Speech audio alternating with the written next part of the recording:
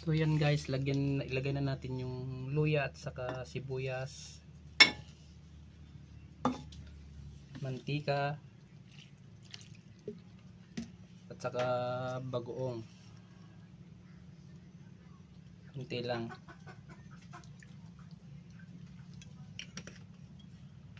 Saka natin buksan yung apoy.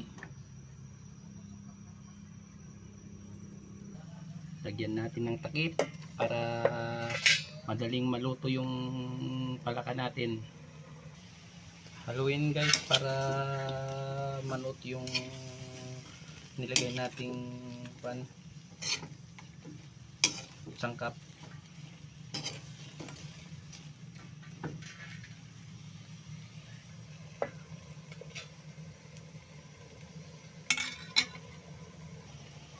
Mag-antay muna tayo ng mga 20 minutes bago natin ilagay yung gata natin. Pag pwede na guys, pwede na nating ilagay yung gata.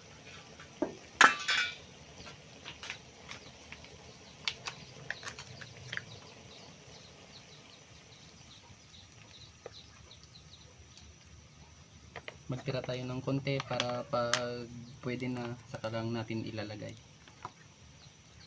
Lagyan rin natin ng konting tubig.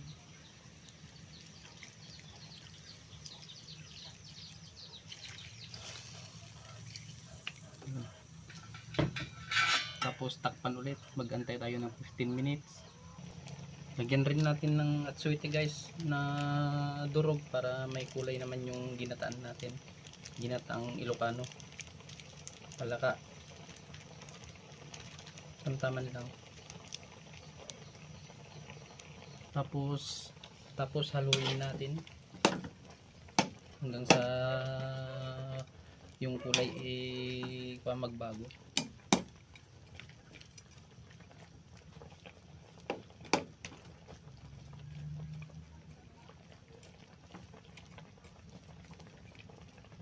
Yan, nagiba na yung kulay guys. Ilagay na rin natin itong sotanghon.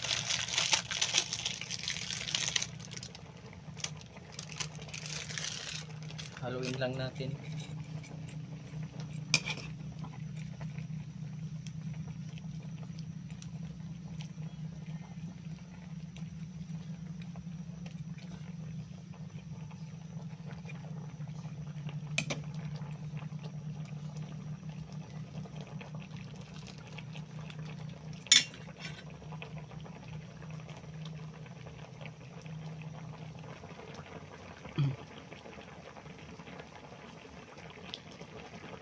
So yan guys, malapit na yung maluto. Antayin na lang natin. Pag luto na, saka natin aalisin dyan sa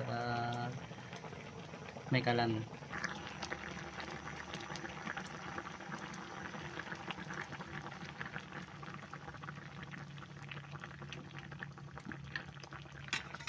Haluin lang natin guys.